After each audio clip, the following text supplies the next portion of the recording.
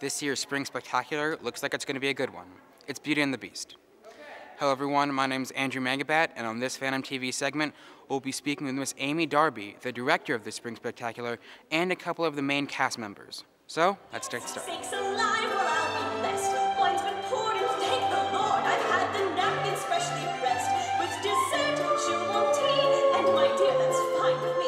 Miss Amy Darby is once again the director of the middle school Spring Spectacular.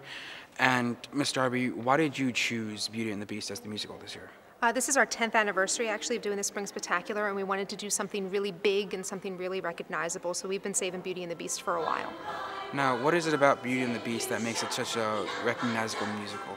Well, it was the first animated film to be nominated as Best Picture for an Academy Award, so we'll always have that type of recognition for everyone. So when it was put onto the stage, it kind of blew up in New York, so it's kind of continued on with its recognition throughout the years.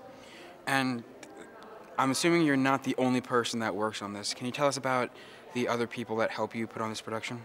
We have a large production staff. Mr. Spinelli and Mr. Seville help us make the sets. Mrs. Shire helps us make the costumes. Eliza Grundy is our choreographer. Mrs. Trafford and Mrs. Kruger help us out with some of the movements and things like that. Mr. Bonnell does the band. We have people helping us with chaperones. We have all kinds of things that happen to make the show a success. And what do you think the audience will like the most about Beauty and the Beast? I think they're going to like the costumes the most. We did rent a lot of our costumes from Pierre's in Philadelphia to give us the look that the professional production had. So I think they're going to really gravitate to everything on stage looking exactly like it did in the animated film. Now, every Spring Spectacular is different to produce, so what makes this one special for how you produce it? This one has a lot of leads, and it's not just a lead where they have one line. There's leads that have numerous lines and solo singing and things like that, so it really gave us an opportunity to have a lot of students involved in a way that they probably weren't involved before. So normally you might have 4 or 5 leads. We have almost 30 in this production, so it was a nice change from the way that things normally are.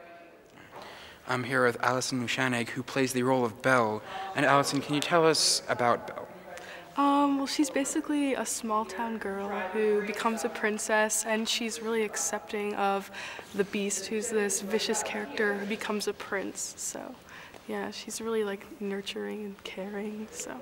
And what's your favorite part about being able to play Belle in such a well-known musical?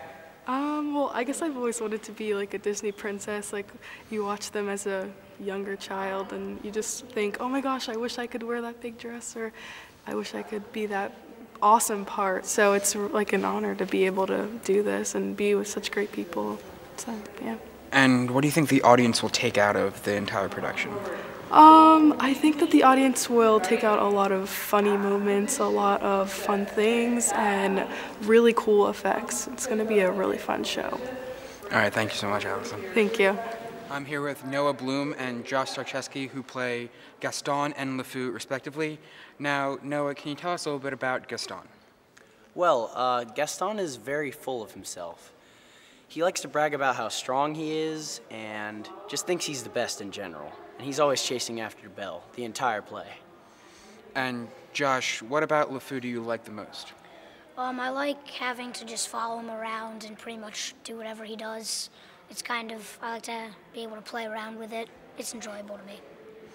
And Noah, what do you think the audience will like best about this production of Beauty and the Beast? Beauty and the Beast is a classic, so I think everyone's just gonna love it because of that.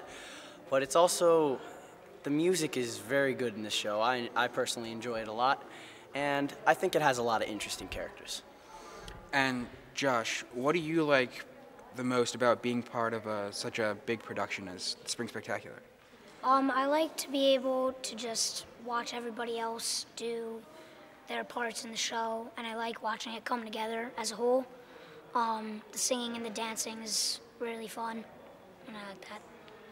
And Noah, what would you say is your favorite part about being in such a production as this? I like how much teamwork is involved, like all the big numbers, like Gaston and Be Our Guest, and things like that. I like how everyone has to work together, and it just looks really cool when it comes together like that. And can you give us sort of a sense of what your characters are like? Could you put on a monologue between the two of you? Oh, sure. Sure.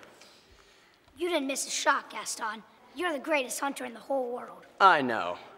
No beast alive stands a chance against you, or a girl for that matter. It's true, LeFou, and I've got my sights set on that one. The inventor's daughter? She's the lucky girl I'm going to marry. But she's... The most beautiful girl in town. I know, but... And don't I deserve the best? Well, of course you do. That's all. Yeah. That was pretty good, thank you. This year's Spring Spectacular Beauty and the Beast has its show dates on March 5th, 6th, and 7th, and the curtain rises at 7 o'clock. Reporting for Phantom TV, I'm Andrew Mangabat.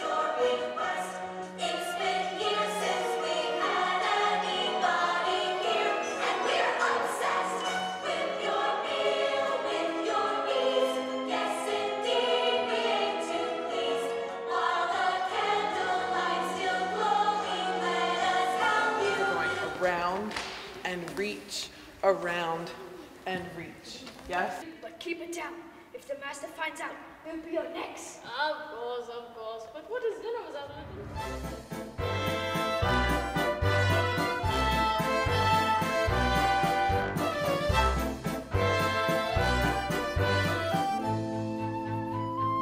Who does she think she is?